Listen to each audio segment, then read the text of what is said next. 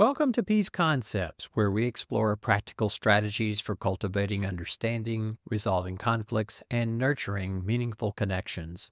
I'm David Lowry. In this episode of Peace Concepts, we'll talk about the importance of demythologizing ourselves. Since ancient times, wise voices warned against the seductive lure of our own self-aggrandizing myths. It is said that whenever the Roman Emperor Trajan participated in a grand triumphal procession that was common to all the Roman emperors, that he had a servant trailing behind him whispering the word respes poste hominum te esse momento, which means, look behind you, remember you are but a man. This ritual was a powerful counter to the intoxicating praise that was heaped upon the rulers of the empire, reminding that the mightiest of mortals are fallible, flawed human beings, and not infallible deities that are immune to humanity. Just as those Roman emperors needed this sobering reminder, we too must all confront the myths we tell ourselves, the self-serving fictions that elevate us beyond our true capabilities and potential for growth. No doubt, we've all met people who think more highly of themselves than they ought. But it may never have occurred to us that to some people, we are that person. From time to time, it's important to demythologize ourselves. But what do we mean by that? It means we have to become more reflective and critically examine our habitual tendencies to make ourselves the center of the universe, act as though we are always right, and the all too human tendency to exaggerate or overstate the things we have done. But you may be asking, what are the myths we carry about? First, there is a myth of moral superiority. We tend to see ourselves as more ethical, principled, and moral than we really are. Sometimes we judge people for the things they do when we do something just as bad. We justify our flaws and actions while harshly criticizing and judging others for similar transgressions. Let's face it, we're not any better than anybody else.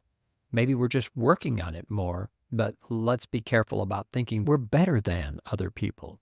Another myth we carry is the myth of self-insight. We overestimate our wisdom, our motivations, our thoughts, and our behaviors. We like to believe that we have true self-awareness and insight, but the truth is we all have our blind spots, and they are obvious to those about us. Another myth is that we are in control.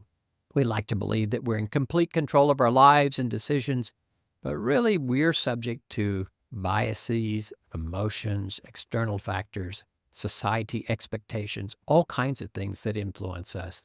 Most of us are not in control. There's the myth of objectivity. We convince ourselves that we are objective and that we see things as they are. But we're no better than anybody else. Our perceptions are colored by our personal experiences, beliefs, and cognitive biases. You and I both see things the way we've been taught to see them. Sometimes we think we're unique, and we see ourselves as more special than we really are. We think that we should be given certain privileges because of how special we are. But none of us are really more unique than another person. We carry about a myth of consistency. We tend to think that our behaviors, attitudes, and beliefs are consistent over time. But all of us are walking contradictions. Some days we act in one way, and others we act in a different way. And we justify it by saying, well, the context was different. But actually, we all contradict ourselves from time to time in the way we think and act. And that's probably a good thing because we need to change our mind from time to time. Finally, there's what we call the myth of rationality. We overestimate our logic and reason in the decision-making processes. We underestimate the powerful influence of emotions and irrational factors that take place in our lives. None of us are as logical or as reasonable as we think we are. It's important to note that demythologizing is not about discarding all the stories you have about yourself. Instead, it's about ensuring that you present your authentic self with its doubts, questions, vulnerabilities, and uncertainties, rather than presenting a false self that you think everybody else will like. It's about deepening your understanding of who you are and being authentic in your presentation to others. It's learning to love yourself despite the things that you may not like and must continually work to improve. Authenticity allows for real connection and intimacy in relationships rather than superficial interactions based upon a facade you've created. When we're truthful about our imperfections, it gives others permission to also be vulnerable and show up as fully themselves. And when we have a mythological view of ourselves, we're presenting a false self that's emotionally draining and isolating. It requires constant impression management and code switching behaviors, which means that we act one way with one group of people and another way with another group of people, and we're always worried about our social media and so forth, instead of just being authentic and freeing up all of that mental energy for something more constructive. When you're not presenting your authentic self and instead present a false self, you start believing your own embellished personal myths and lose ground with reality.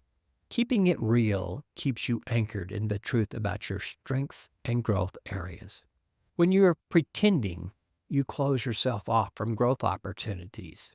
When you own your authentic limitations and insecurities and blind spots, you create openings to get honest feedback that can help you improve. At its core, authenticity is the practice of radical self-acceptance and self-compassion. Letting go of the need to mythologize frees you to embrace your whole imperfect self with kindness. It's an act of courage in a world that often wants to reduce people to simple stereotypes or persona. Just as the Roman emperors needed a voice to remind them of their humility and humanity, we too must find the humility to demythologize ourselves.